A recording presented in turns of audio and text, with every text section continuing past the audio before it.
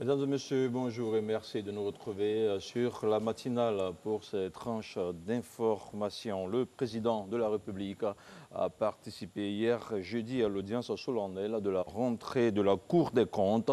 Alassane Ouattara a également assisté à l'installation de son procureur général, des magistrats du siège et d'avocats généraux. Plusieurs dossiers traités par l'institution ont également été passés au peigne fin.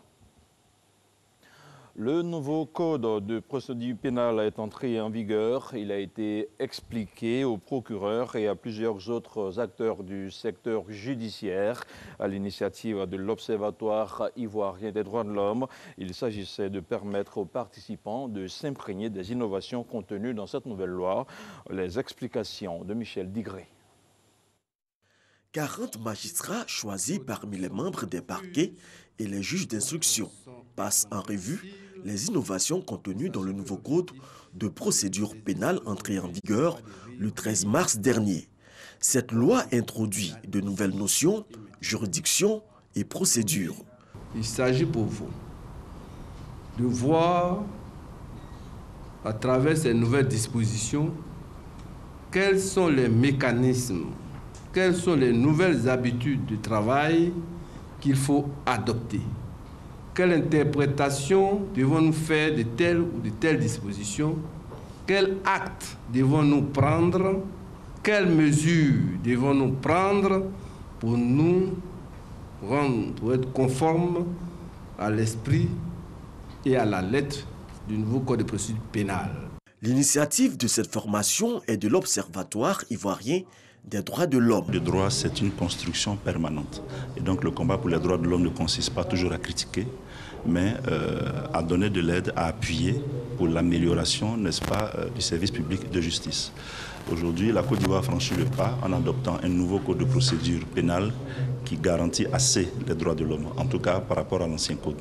Donc notre devoir en tant que société civile, en tant qu'acteur des droits de l'homme, était de permettre, après la formation des acteurs de la société civile, que les dépositaires même de la loi, donc les gardiens du temple, les magistrats, puissent recevoir la formation appropriée sur le nouveau code de procédure pénale. Modifié plusieurs fois pour prendre en compte l'évolution de l'environnement juridique et social, le gouvernement, dans le cadre de la réforme juridictionnelle, a procédé à la révision complète du code de procédure pénale en vue de le conformer aux engagements internationaux de la Côte d'Ivoire.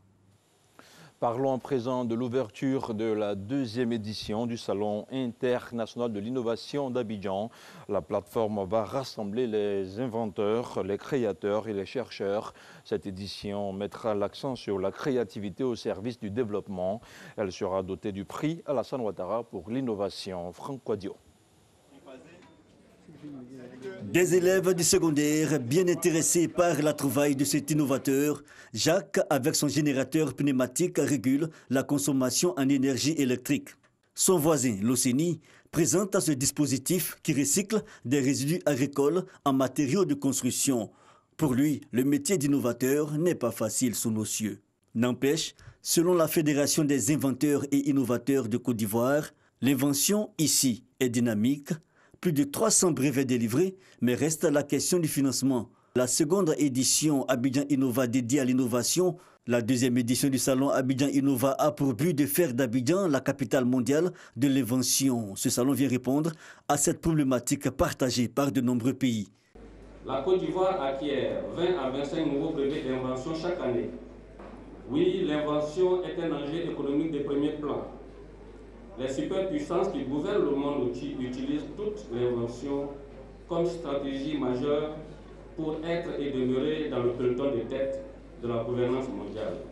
Aux côtés des inventeurs, les immortels ivoiriens, les chercheurs de l'ASCAD, mais aussi les autorités ivoiriennes. Le gouverneur du district, parrain, a annoncé pour cette année le prix Alassane Ouattara du jeune inventeur. 5 prix seront décernés. Le premier prix recevra 10 millions de francs CFA.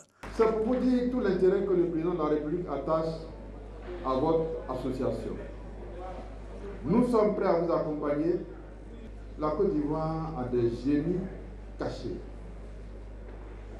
Qu'attendons-nous pour les encourager? Le prix Alassane Ouattara du jeune inventeur sera décerné en août prochain en même temps que celui du jeune entrepreneur émergent.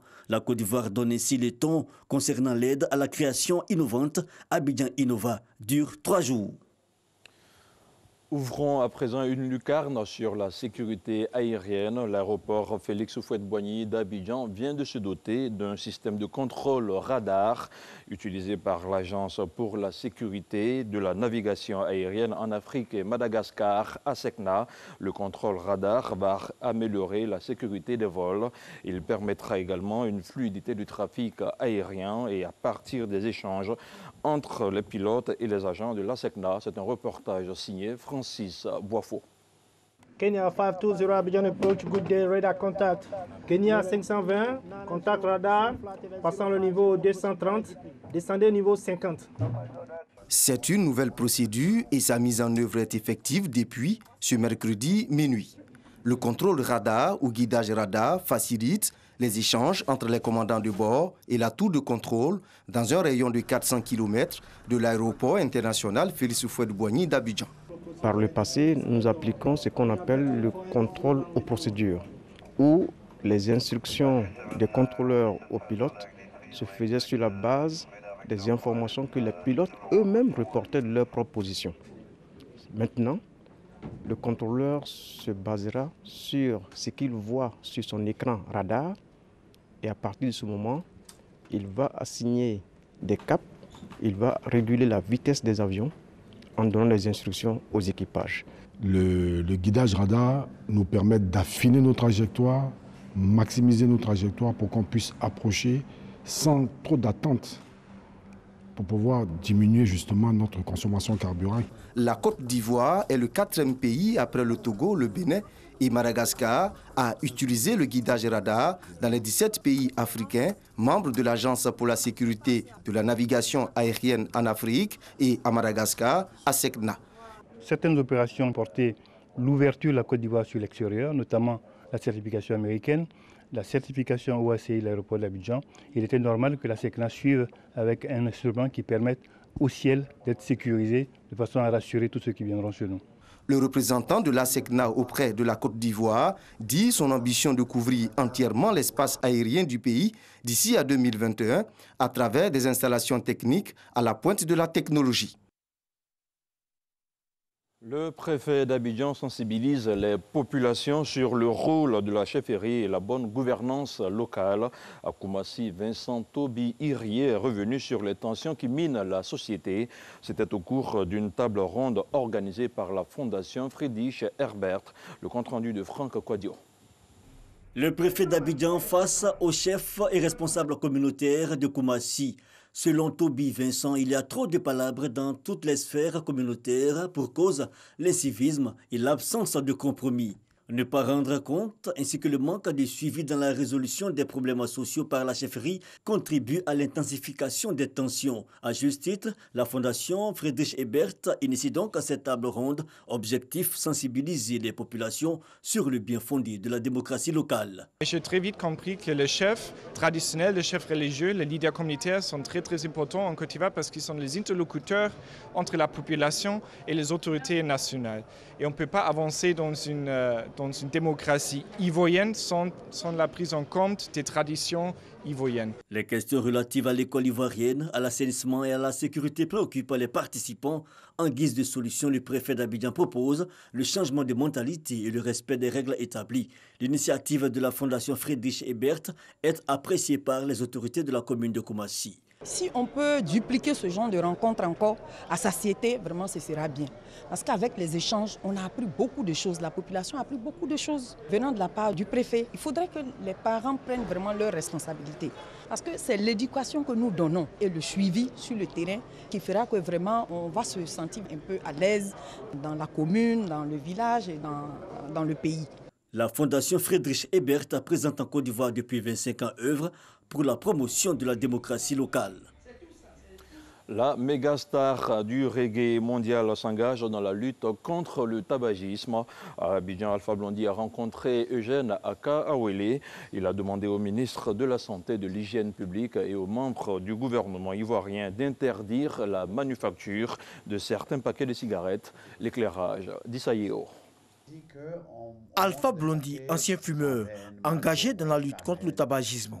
La mégastar du reggae ivoirien l'a signifié au ministre de la Santé et de l'Hygiène publique, Aka Awele, à son cabinet au plateau.